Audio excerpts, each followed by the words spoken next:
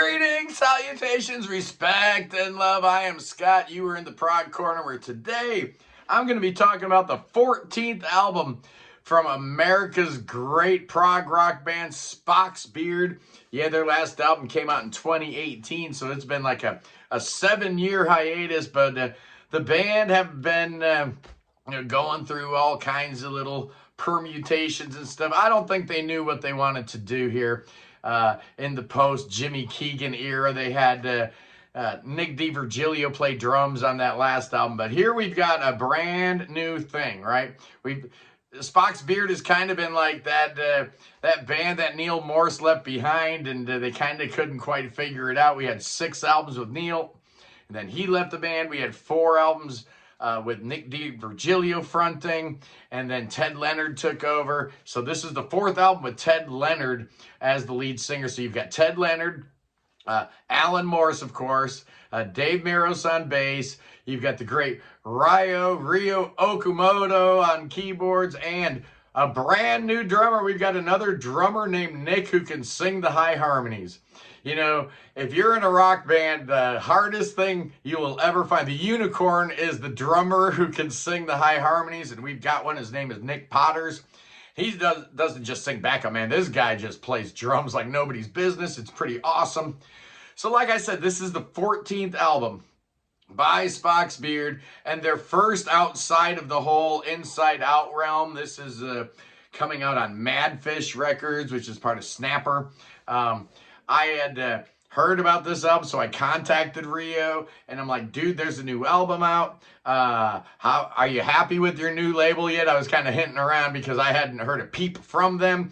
And 15 minutes later, I've got the new album. So, yeah, I guess they're getting taken care of by their new label. There are 6 songs on here. It runs 61 minutes, comes out November 21st. It's available on CD, it's available on vinyl, it's available on streaming, all that other good stuff. But what about the songs, you ask? Well, let's hold your horses. We need to set this up just a little bit, because this is a different kind of Spock's Beard album, right? This is the first Spock's Beard album with some actual personality in a while, right? Because after Noise Floor and all that, 3 members of the band, along with their songwriter, John Baygold, went ahead and started doing this thing called Pattern Seeking Animals, putting out records even better than Spock's Beard was. They've got 5 of them out so far with Ted Leonard, Dave Miros, Jimmy Keegan, and John Baygold. But yeah, this here album kind of harkens more back to the solo album that Ryo Okamoto did a couple years ago, The Myth of the Monstrous, and that all these songs are co-written by Michael Whiteman. So all the music here is Ryo and Michael Whiteman, with some lyrical contributions from Ted and from Alan. So it does kind of harken back to that Ryo solo album where he had Ryo's beard on a couple songs, like members of Spock's Beard put together and reconfigured. And this is kind of the genesis of this album, where Ryo and Michael sat down and decided, hey, we need to work together a little bit more. That's where these songs came from. I have no idea where Nick Potters came from, because this guy is amazing. We're going to talk a little bit more about his drumming in a bit. But let's talk about these songs. The song opens up with the first single. It's called Invisible. Starts with an a cappella section. And it's nice. You know, we've heard it before. I love Ted's voice.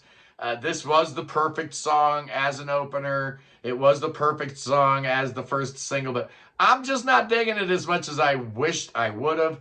Maybe it's Alan's lyrics here, where the hook is invisible, it's criminal. And me, it's simple, I've become invisible. It's just a little bit too pedestrian for me. But once the singing stops and you start getting into the instrumental sections, outstanding, just killer, fantastic track.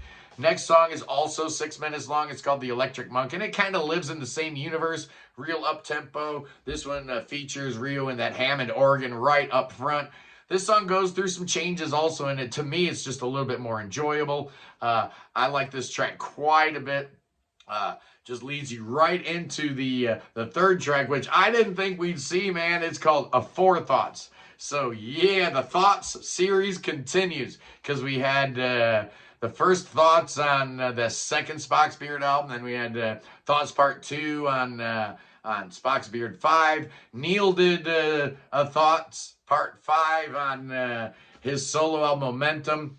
And then Spock's Beard did another Thoughts, Afterthoughts, I guess, on Brief Nocturnes and Endless Sleep, or whatever that album was called. So this is the 5th installment of the Afterthought series. This one is awesome. It's got lyrics from Michael Whiteman.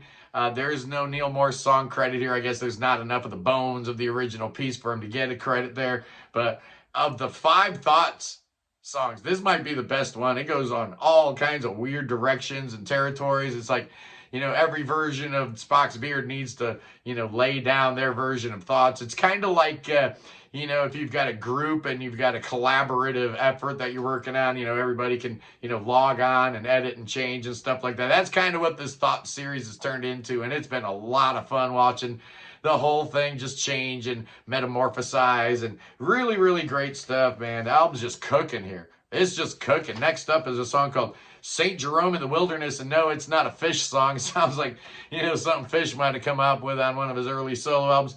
This one's almost 9 minutes long, and it's great. The lyrics here are by Ted and Mike, and I don't know what it's about, but it's a really, really cool run. It goes through a lot of different territory, crosses into a lot of different genres and stuff like that. Just an amazing track.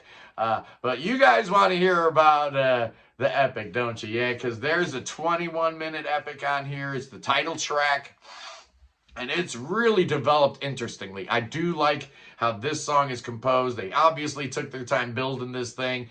Starts out with some themes that you're going to hear woven through the rest of the song. And then once you get like kind of settled down into the song itself, it's really interesting how Rio is using these piano pieces with Ted's vocals coming in.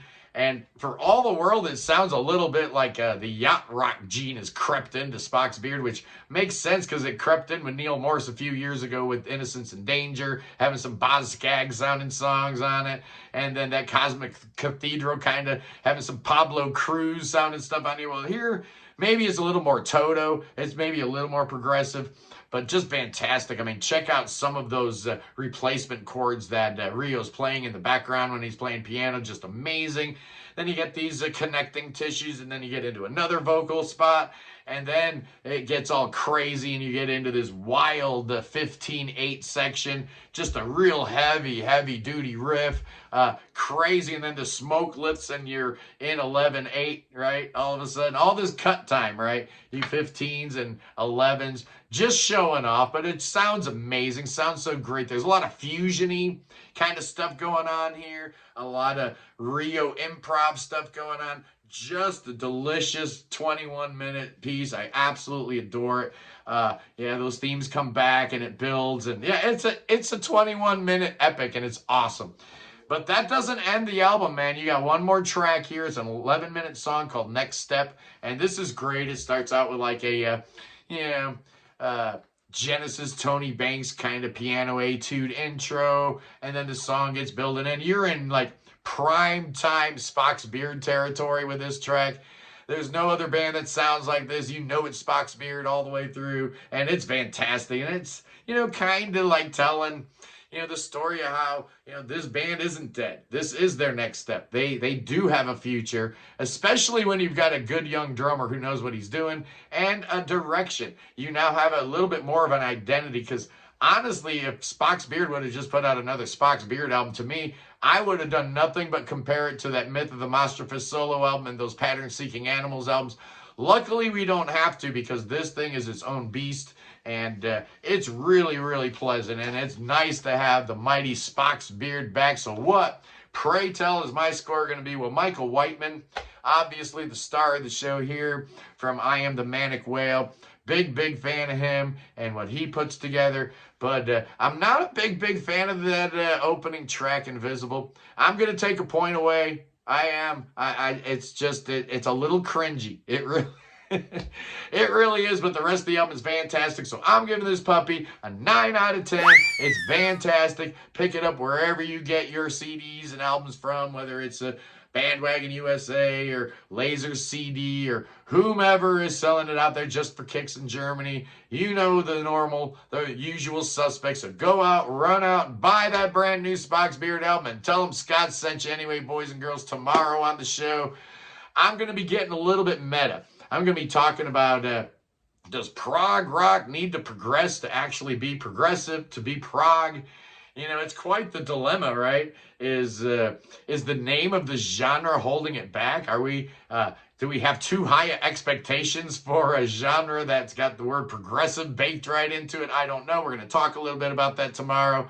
It's going to be awesome. And then this Sunday, the live Sunday prog stream, I've got Jonas Lindberg, man. Oh, man, he's got a brand new album and called Time Frames, which I'm really, really enjoying. I'll be reviewing that probably next week too.